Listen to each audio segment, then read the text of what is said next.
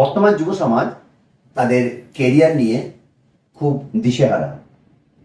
এই প্রশ্নটা প্রত্যেকের মনে এখন বিঁধে আছে, কিন্তু কেন? এই প্রশ্নের উত্তরে আজ আমি Shri Manas Kumar Thakur, past president institute of cost accountants of India এবং chairman the institute of skills, নমস্কার প্রত্যেককে। কেরিয়ার বলতে যেটা আমরা বুঝাই, কেরিয়ার মানে শুধু টাকা ইনকাম নয়, বা কেরিয়ার মানে শুধু পড়াশোনা নয়। কেরিয়ারের সঙ্গে জড়িয়ে আছে এডুকেশন, স্কিল, ইনকাম এবং কিছু রেসপেক্ট। আমরা আমাদের যখন ছেলে মেয়েদেরকে গাইড করি, আমরা অনেক সময়তেই ভুল করে তাদেরকে শেখাতে চাই আমার বা আমাদের মানে যে জিনিসটা আমরা পাইনি সেই জিনিসটাকে আমরা তাদের উপর চাপাতে যাই।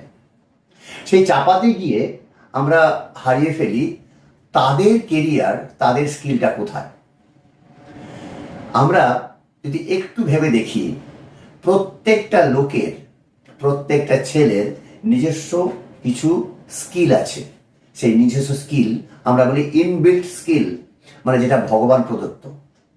এই ভগবান প্রদত্ত স্কিলটাকে যদি আমরা বার করতে পারি, তাহলে কিন্তু আমরা যে কোনো লাইনে সাকসেসফুল হব।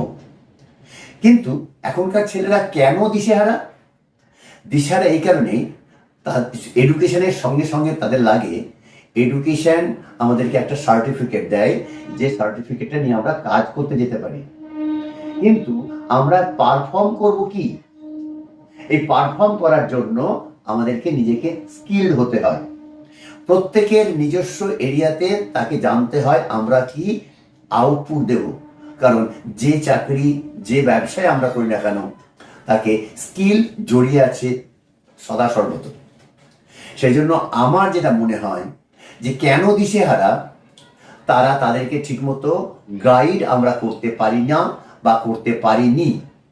আমাদের যে এডুকেশন সিস্টেম, সেই এডুকেশন সিস্টেমে আমরা দেখি শুধু পড়া এবং সার্টিফিকেটটার উপর জোর দেওয়া হয়। আমার মনে হয় আমরা আমাদের সোসাইটি, আমাদের এডুকেশন সিস্টেমের মধ্যে যদি প্রথম থেকেই তাদেরকে স্কিল এবং তাদেরকে বুঝিয়ে দেওয়া হয় যে ইনকাম করতে গেলে তাদেরকে কিভাবে তাদের নিজস্ব ক্ষমতাটাকে ব্যবহার করতে হবে, কোন কোন ক্ষমতাটাকে ব্যবহার করতে হবে, কোন কোন দিকে যেতে হবে, তাহলেই বোধহয় তাদের এই দিশেহারা ভাবটা কমে যাবে। তাদের সাকসেস পাওয়াটা কোনো সমস্যা নয়, শুধু সঠিক দিশা দেখাতে হবে। সেই জন্য আমাদের দায়িত্ব সঠিক দিশা দেখানো।